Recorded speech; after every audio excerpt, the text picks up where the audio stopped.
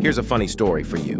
In a funny town, there was a silly cat named Whiskers. Whiskers liked to chase shadows, but often ended up chasing his own tail by mistake. One day, Whiskers thought he caught a tricky shadow, but it was actually a playful mouse playing a joke. The mouse giggled and said, "Gotcha, Whiskers." After that, Whiskers learned to be more careful when playing with shadows and found a new friend. Sometimes the best fun comes from unexpected surprises. I hope this simple and funny story brings a smile to your face.